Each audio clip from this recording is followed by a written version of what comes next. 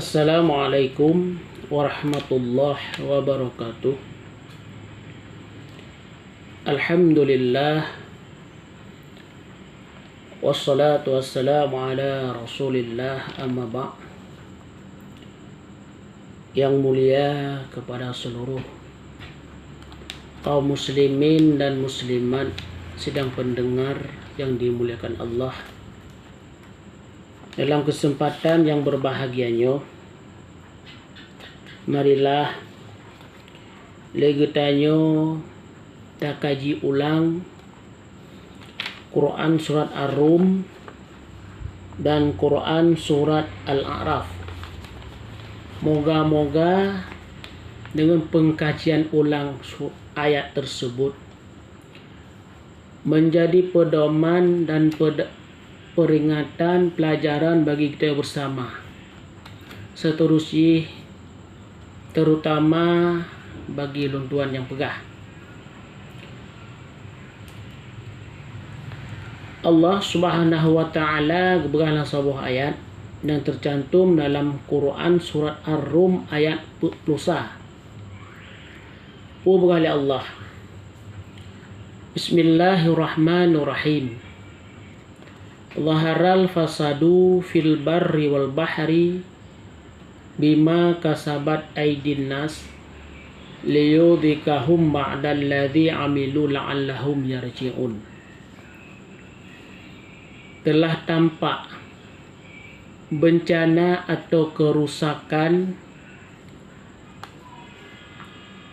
di darat dan di laut disebabkan oleh ulah tangan manusia. Allah bibala kegetanyo menurut talake puyang talake yagian gebila Allah.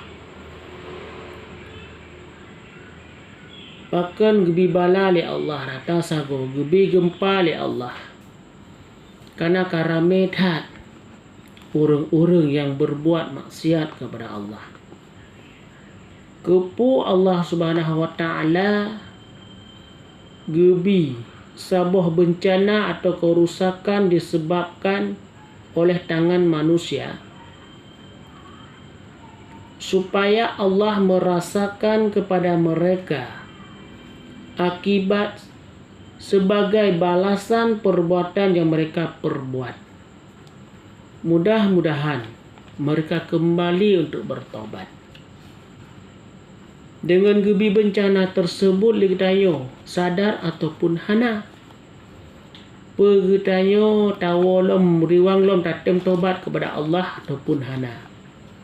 Yang tujuan gebi bala oleh Allah, gebi sabuh bencana kegetanyo karena getanyo muno hana taat kepada Allah, geuji getanyo. Pekeh dengan cobaannya, dengan ujian Allah Ta'ala yang, dengan bala Allah Ta'ala yang tanyo tatim bertobat kepada Allah atau hana. Maka hadirin kaum muslimin sedang pendengar dan dimuliakan Allah, karena Allah gebi kegetanyo sesuai talake, ged talake ged gebi, bruk talake bruk gebi. Dan menjaga dalam sabuh nanggro akan taat kepada Allah,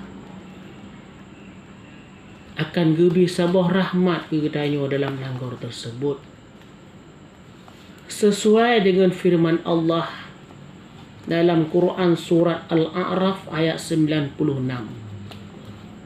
Bismillahirrahmanirrahim.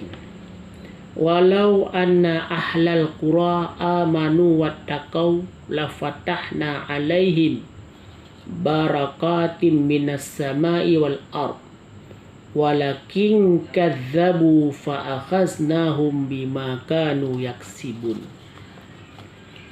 Jikalau sekiranya penduduk negeri itu beriman dan bertakwa, niscaya kami tumpahkan kepada mereka keberkahan dari langit dan bumi.